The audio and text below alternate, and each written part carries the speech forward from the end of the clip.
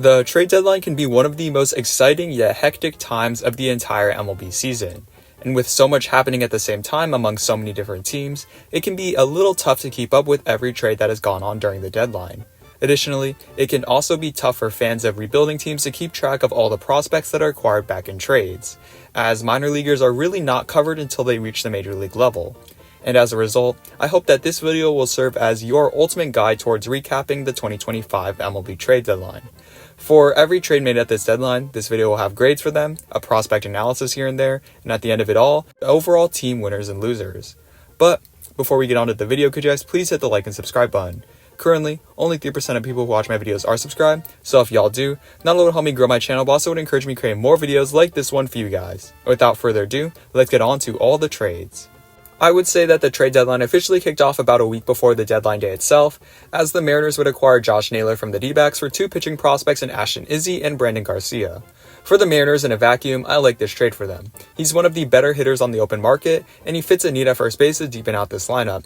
And with one of the best farm systems in all of baseball, they can afford to make this type of deal for a premium rental. And speak of the return, for the rental, this is also a good deal for the D-backs in my opinion, especially considering their timeline.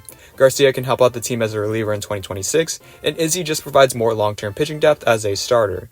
For either team, if this was the only move, their deadline would be a tad bit disappointing. But obviously, for both teams and the deadline itself, we are just getting started. The next move saw the Mets make the first move to help out their bullpen by grabbing lefty reliever Gregory Soto for two lower-end pitching prospects in Wellington Aracena and Cameron Foster. For the Mets, Soto gives them that lefty relief option against some of the better lefties in the upcoming playoffs, which is why they would make this trade. And for the Orioles, grabbing this type of haul for a rental reliever who's in that secondary tier of players is definitely good value. I specifically like Aracena. He's been putting up some very good numbers in high A this year, and he can emerge as a top-end pitching prospect for them if he continues his dominance in Double-A.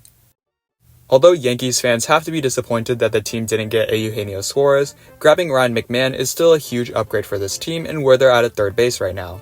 He's a great defender at third base, and although the batting average isn't there, he's hit the ball pretty hard and has really good power numbers for the year. Obviously, strikeouts are a huge part of his game, and I'm sure that he'll be frustrating at times, but considering the third base situation, it's a solid move for a cheap price. As for the Rockies, Herring and Gross are in the lower levels of the minor leagues and are by no means considered upper echelon prospects. I think that for the Rockies, most of this value comes from the Yankees taking on the salary, but for them being in a rebuild mode, I would prefer the prospects instead. However, the Yankees wouldn't just stop at McMahon, as a day later, they would acquire veteran infielder Ahmed Rosario from the Yankees for Clayton Bieber and Brown Martinez. I like this kind of platoon that they're making, as Rosario is great against lefties while McMahon is not the best, and Rosario also provides positional versatility, which can be valuable in the playoffs. Meanwhile, for the Nationals, I love that they are able to get Bieber in this deal. He's a reliever that can long-term become a very good back-end option with the fastball that consistently sits in the high 90s. Moving on now, the D-backs would keep on staying busy, as Randal Grichuk was traded before the deadline to the Royals for reliever Andrew Hoffman. A great trade in my opinion for both teams, as Grichuk has good underlying metrics and can help out a Royals team that has some of the worst production from their corner outfield spots, and Hoffman just adds another controllable reliever option that can play in 2026 and beyond. And now, we move on to a very interesting deal. The Tigers get two pitchers in Chris Paddack and Randy Dobnak for a 19-year-old catcher in Enrique Jimenez. For the Tigers, this trade makes sense. Paddack can slot in as a quality back-end starter, although I think you have to be disappointed that there's not a better option for a Tigers team that does have the prospect capital to swing a more aggressive trade. And I doubt that Dobnak has any meaningful impact. And for the Twins, this is the kind of player that you want in these trades. A 19-year-old catcher whose peak value can be much more than what he was acquired for, as he understandably gains more experience as a hitter and backstop. Moving on to our first three-team trade, we saw a catcher swap in Danny Jansen to the Brewers, Nick Fortes and a prospect from the Rays, and the Marlins also get a prospect as well. For the Brewers, this trade is all about insurance. They already have a great catcher in their own right in William Contreras, but should the worst case scenario happen down the stretch, and William Contreras gets injured, Jansen is a solid backstop option to keep this team afloat. However, trading two prospects for a backup catcher is a tad bit rich in my opinion. For the Rays, this is a typical Rays move for them, swapping assets while acquiring future capital in return. Although I'm not super high on Fortes, he has a couple more controllable years after this one in which Jansen does not. And lastly, for the Marlins, this is more addition by subtraction, as they have a couple more solid catching prospects that they can throw in the midst for this year and beyond. However, I think that they could have gone a little bit more for a trade for a solid catcher with a ton more controllable years than Nick Fortes. Moving on now, the surging Blue Jays made sure to put their name in the hat as aggressive buyers before the trade deadline, as Seranthony Dominguez was swapped in the midst of their doubleheader with the Orioles for a top 10 prospect in their system in Duran Brown. For the Blue Jays, Dominguez fits in perfectly as a back-end piece, and knowing what we know now about the price of relievers, grabbing a quality one like Dominguez for this price is a very solid move for them. Meanwhile, for the Orioles, this is still not a bad trade, as Brown immediately becomes one of their better pitching prospects in their system, and the 2023 third-rounder has been putting up some very good numbers this season, with 115 strikeouts and only 89 innings moving up to Double-A. Staying in the AL East, once again the Yankees would not make the splashy pick, grabbing Austin Slater for Gage Zeal. However, Slater is a solid outfielder who is having a career season and provides more outfield depth with Judge on the IL, and when Judge comes back healthy, Slater can be a solid bench/platoon bat for Jasson Dominguez and Trent Grisham, a small risk, medium reward type of option for the Yankees. Meanwhile, for the White Sox, Zeal doesn't wow me in any aspect, but just provides some more pitching depth, which is always nice. Next up, the Braves got Tyler Kinley from the Rockies for a reliever prospect in Austin Smith. This is an okay trade for both teams in my opinion. Kinley has one more year left on his contract, so he can help out this abysmal Braves bullpen both this year and next year, while Smith just provides more future assets for Colorado to work with towards their rebuild. And my first real what trade happened on July 30th, in which the Angels acquired two relievers in Luis Garcia and Andrew Chafin for two prospects in Sam Brown and Jake Eder. For the Angels, I don't really understand why they would choose to buy. They have a pretty slim chance of making the playoffs, but at the end of the day, they did get some pretty good value, and the prospects aren't that highly ranked for Washington, although Jake Eder could pan into a pretty good reliever prospect for them. And moving on now, in a trade that really came out of left field, the Reds would get Ke'Bryan Hayes, a defensive savant at third base, for a shortstop prospect in Sammy Stafura and a reliever in Taylor Rogers. Hayes probably isn't the move to push the Reds into a wildcard spot in the National League, but at the end of the day, he's a pretty decent player with more controllable years left, so I understand this trade for the Reds. Meanwhile, for the Pirates, I wish that they could have gotten a tad bit more. Stafura is a solid prospect to acquire. He's only in Single-A right now and could see his value rise, but I don't understand why Taylor Rogers was also lumped into this deal for the Pirates. However, even after acquiring Gregory Soto a couple of days prior, the Mets would not be done. They would get Tyler Rogers, Taylor Rogers' twin, from the Giants for a premium return in Blake Tidwell, Drew Gilbert, and Jose Bateau. Rogers is having an excellent year. He's limiting the hard contact and getting a ton of ground balls. With a 1.8 ERA on the season this year, he'll be a lethal back-end arm for this Mets bullpen in the playoffs. However, I just wish that it wouldn't have costed so much, especially considering that he's a free agent after this season. Drew Gilbert is a former first-rounder with good power, Tidwell can turn into a middle rotation starter, and Jose Bateau is a good reliever in his own right. So for the Giants to get all of this, for just a half season of Rogers, is an amazing move on their part, especially considering that they probably would have lost him for nothing in free agency. And yet, the Mets weren't done upgrading the bullpen, as they would once again spend a premium to acquire one of the top rental relievers on the market once again, in Ryan Helsley for Jesus Baez, Nate Dome, and Frank Elisalt. We know how good Helsley can be as a game-changing reliever. And now with a bullpen of Rogers, Diaz, Soto, and Helsley, the bullpen can really carry the Mets in the playoffs. However, the issue becomes, what if these guys don't win it all this season, and the playoffs can be really random at times, so now they've spent a ton of prospect capital for guys who are now free agents. For the Cardinals, Jesus Baez immediately becomes one of their top prospects as an infielder with a ton of power. Nate Dome is seeing his stock rise a ton this season with an excellent minor league season, and Frank Elisalt is in a similar boat to Dome as a spot starter, having a great season. Moving on from the Mets, this trend on grabbing elite relievers would not end today either, as the Phillies, desperate for bullpen help pretty much for the past 3 seasons, finally grabbed their bona fide shutdown closer in Johan Duran, costing them 2 of their top prospects in catcher Eduardo Tait and Mick Abel. I really love this trade for both teams. I've called for the past couple of seasons for the Phillies to be aggressive to capitalize on their aging core, and with 2 more seasons left of Duran on this deal after this one, he fits with this window of contention for the Phillies to a T. And although Abel could have also helped them now as a bright young starter, he couldn't to the extent of Duran. Meanwhile, for the Twins, this is great value. Tait is emerging as a premium catching prospect in the game, and Abel similarly can be a middle to top end starter. So there's a ton of controllable upside for the Twins in their deal. And even more pitching trades kept happening for the deadline day. Caleb Ferguson would head to Seattle for pitching prospect Gita Martinez. Ferguson is a solid lefty bullpen piece for Seattle, while the Pirates get great value in acquiring the big 19-year-old pitching prospect.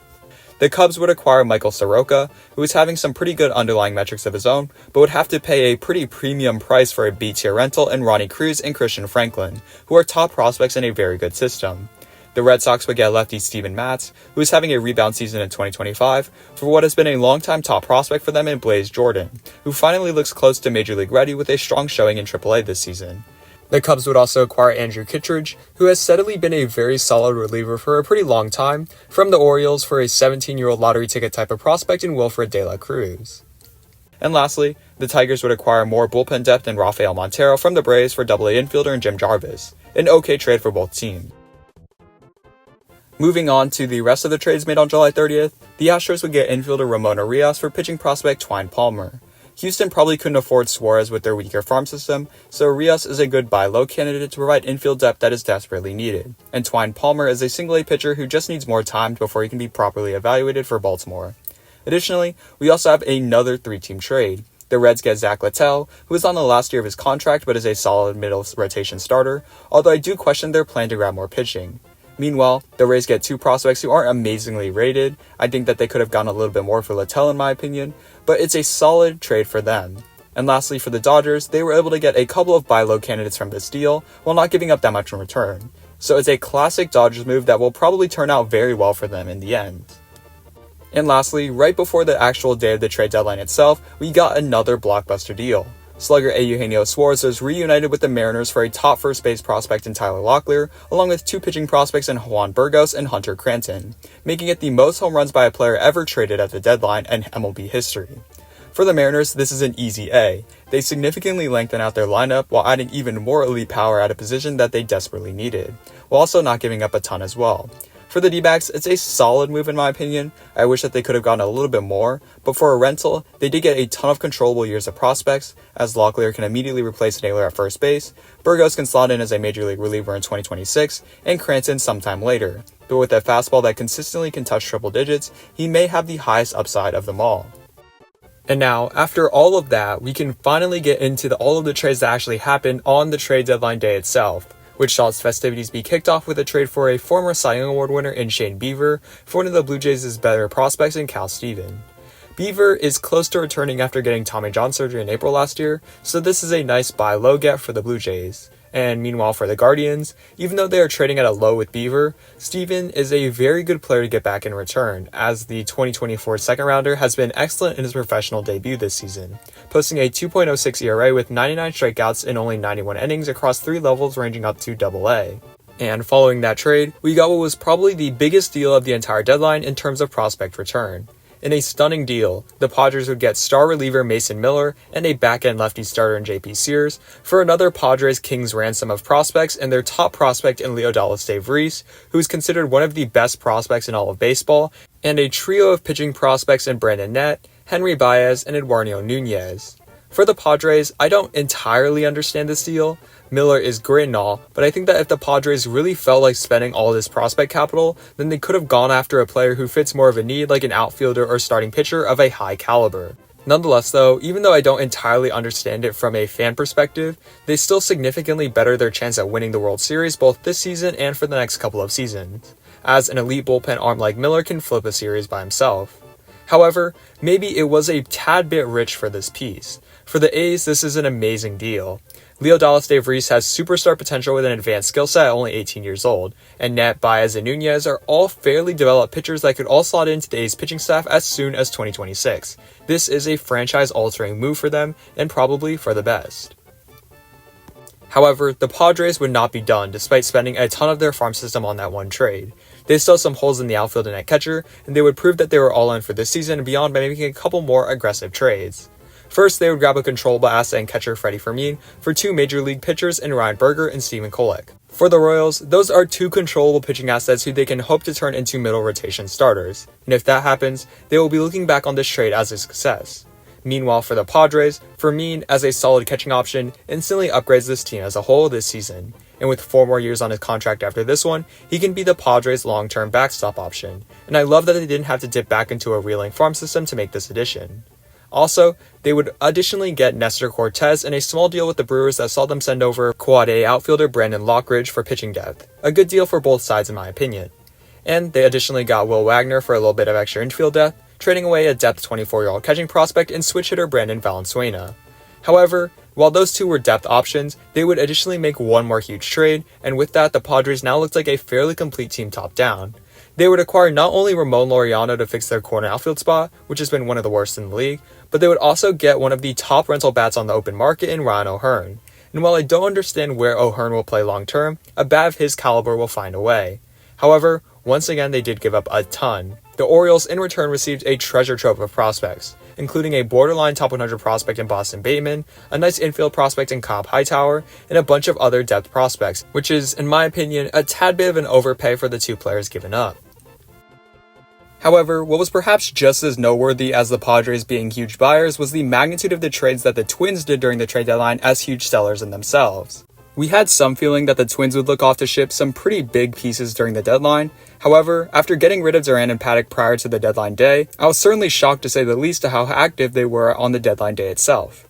Of course, the biggest trade of the day involved the Houston Astros, where Carlos Correa, the former first overall pick by Houston, was reunited in a trade that involved mainly a salary dump for lefty Mac Mikulski, who is a 26-year-old reliever in high A.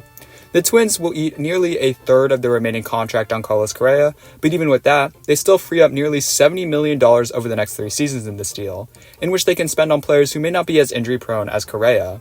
Meanwhile, for the Astros, Correa has noted that he is willing to play third base for them, which is great news since Isaac Paredes will be out for a pretty long time. However, I do have some questions about where Correa will play for the rest of his contract, as spots on the infield and even at the designated hitter position are already taken, so I don't know what the long-term plan is for Houston here.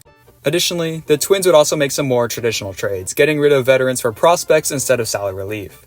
Harrison Bader was traded early on in the trade deadline day to the Phillies, who desperately needed some outfield depth, so Bader is a good fit for them. Meanwhile, the Twins got 2 prospects in the 16-year-old Jeremy Villora and the 22-year-old Mendez, who is beginning to break out offensively in Double-A for them. Next up, the Twins would trade Brock Stewart, who in terms of production was the best reliever of the season for the Twins, to the Dodgers for James Outman.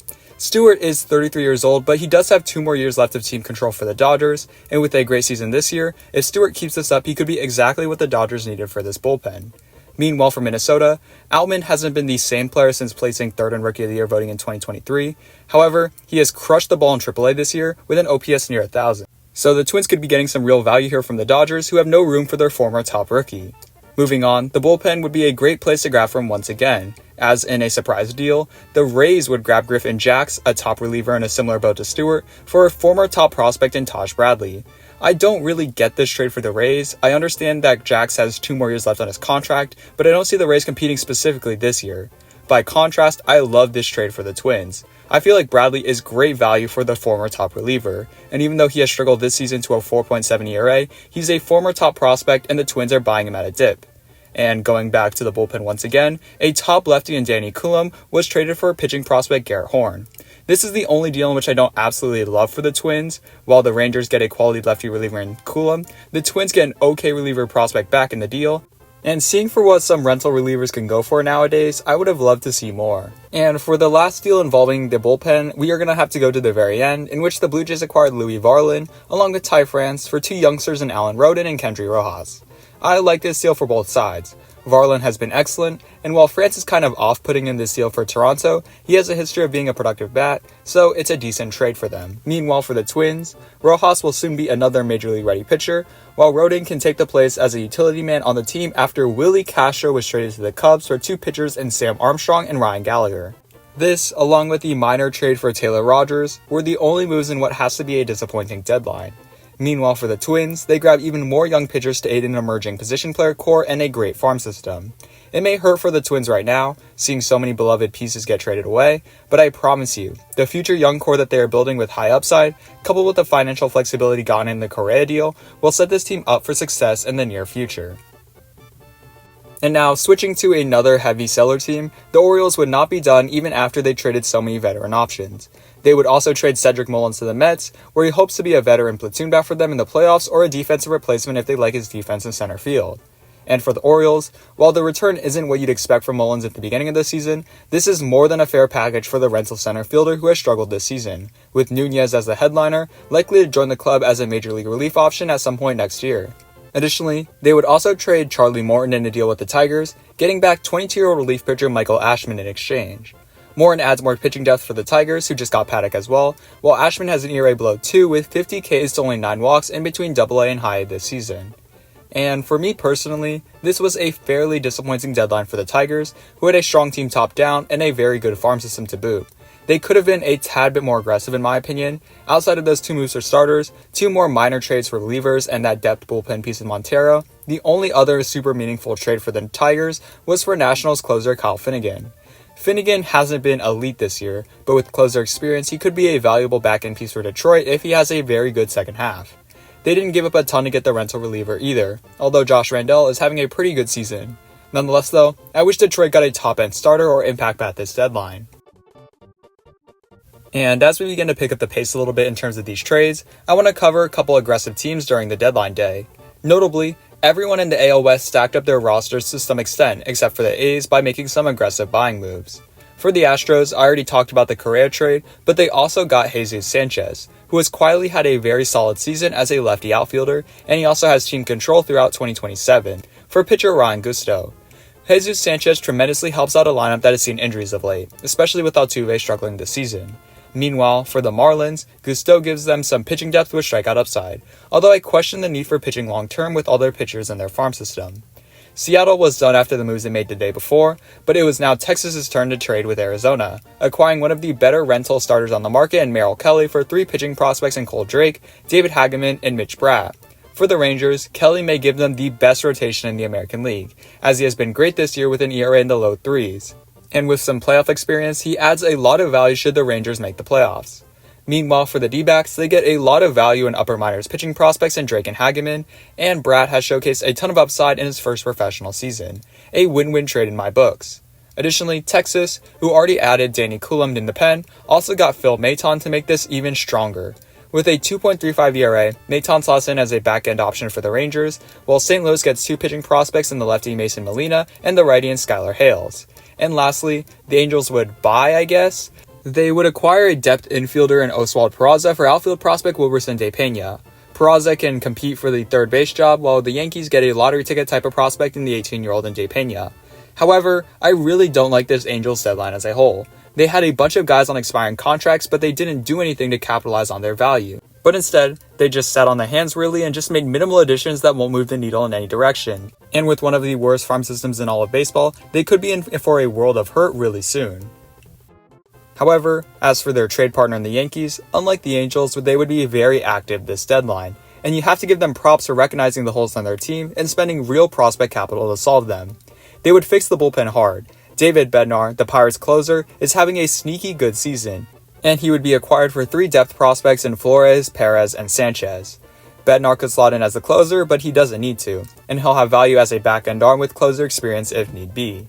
Meanwhile, for the Pirates, none of the prospects acquired really wow me, and outside of Flores, who has struggled in AAA, they are also all on the younger side and will need some time to develop along the rest of the Pirates' long-term hitting prospects, so at least they fit with their window a lot better. Moving on now, the Yankees would also get Jake Bird, who is having a career season, for 2 lower-level pitching prospects. Once again, a great trade. I had Bird mocked to the Yankees in my trade video, and this is less than I thought they'd have to give up. Bird has a couple more controllable years left, and if he can spend all of that time as a back-end option, it'll be a huge success for New York. And for the last bullpen addition, the Yankees would grab Camilo Doval from the Giants for 3 prospects in Jesus Rodriguez, Parks Harbor, and Tristan Freeling. This is definitely a more risky deal, as Doval has seen his struggles before but still has 2 more years left on his deal, and what's more, the Yankees did not have to give up any notable prospects in this deal either, which has to be a win for them, at least for now. Couple this with the trades made earlier for McMahon and Rosario, as well as a minor trade for Jose Caballero for some depth in Everson Pereira, and you have to think that the Yankees had a pretty solid deadline all around, all things considered. And lastly, before we begin to jump around a little bit and really pick up the pace with these trades, I want to cover one more fairly active team, and for that we're going to have to jump cross-country over to the National League West and the Los Angeles Dodgers. They weren't necessarily aggressive buyers like the other teams, but they made some pretty interesting moves to set themselves up long-term for the future. They traded Dustin May, a move that I absolutely love for them. As their pitchers begin to come back healthy, May won't be needed for the playoffs, and as a rental, they lose him for nothing in free agency. But instead, by trading him, they now get a ton of new upside by grabbing 2 prospects in the former first-rounder in James Hibbs III, who was a main piece in the Devers trade, and Zach Earhart, an outfielder with emerging power. However, for the Red Sox, I don't necessarily hate this deal either, They need some pitching, and while I wish it was some more controllable option, May has some of the best stuff out of everyone that they could reasonably acquire. Moving on, the other trade the Dodgers decided to buy, and they got Nationals outfielder Alex Call, who I had noted as a sneaky trade piece with a ton of controllable years left on his contract, for two pitchers in Eric Swan and Sean-Paul Lignan. Call can serve as a platoon/bench outfielder for the season, and maybe as the seasons go on, he can emerge as a star later. I don't doubt that the Dodgers have the development to be able to do that. However, they did give up a decent amount in terms of prospect capital, as both Swan and Paul Lignan both slot in as some of the top pitching prospects in the National system with some electric stuff. A package Nationals fans have to be happy for. And now, with the major trades out of the way, let's cover the minor trades that happened close to the end of the deadline that didn't come from any of the teams talked about from above. In a confusing move in my opinion, the Rays would acquire Adrian Houser for infielder Curtis Mead. I love this trade for the White Sox, as Mead is a controllable young infielder to play with, but I don't really get this trade for the Rays, who don't really need a rental starter. Kansas City would make two trades, one for Bailey Falter and one for Mike Yastrzemski. Mike Yastrzemski fills a need in the corner outfield, while San Francisco receives a depth bullpen piece and salary relief for the deal. And in the other trade, Bailey Falter has been a quietly good starter for the Pirates and can now take his talents to Kansas City for both this year and beyond. Meanwhile, Siskin slot in as a back-end bullpen piece for the Pirates, a good trade that I think the Royals have a slight edge to. The Reds would acquire Miguel Andujar for pitching prospect Kenya Huggins, an okay trade for both teams involving the rental utility man. And lastly, Milwaukee would get Shelby Miller, along with Jordan Montgomery, who keep in mind is out for the season this year with Tommy John surgery, and the D-backs would just get salary relief up to $3 million. And now that we've covered most of the trades, we are now properly equipped to crown the winners and losers of the deadline. Keep in mind that grades for each individual trade are for the most part in a vacuum, so even though a team may have super good or super poor grades for their trades, for this winners and losers section, I will look at their overall body of work or sometimes the lack of their body of work. For the winners, I think that the number one team has to go to the Seattle Mariners. They solved their hitting woes and they didn't have to give up any elite prospects on their farm to do so, and if it weren't for their division rivals also going all in, this trade deadline would have been close to perfect. Additionally, some other teams include the Yankees, who navigated a difficult trade deadline to become a much better team, as well as the A's and Twins, who got some great value back in their trades as sellers. Additionally, for my last winner, I have the Phillies, for their work primarily in getting a lockdown bullpen piece finally for their team. And switching over to the losers, I have teams who are near the top of the standings yet didn't do much to sway the needle in the Tigers, Cubs, and Brewers, as well as the Angels, who sat on their hands pretty much the entire deadline, not moving the needle in any way, and the Braves, who were obviously sellers yet didn't do much. So now after the trade deadline, with a drastically different landscape both at the major and minor league level, baseball is in a very new and interesting spot for the final half season of 2025 and beyond, and I'm very excited to see how it'll all shape out. Well, thank you guys so much for watching. Remember, if you enjoyed, please like, share, and subscribe, and comment down below new video ideas. I mentioned before that the trade deadline is very hectic, so if I missed any big trades, let me know in the comments down below, and I'll give my grades for them. Also, if you'd like me to give a grade for the overall team, let me know in the comments down below. Although, for the trades, I did intentionally leave out players to be named later or big cash consideration deals, since I don't always have the full picture. In terms of future video plans, get ready for a farm system re-rank after so many prospects are moved, as well as some other videos related to the 2026 draft or another timeline video. But if you want to see me make any sort of specific video, just let me know in the comments down below. And without further ado, I will see you guys all in the next one. God bless.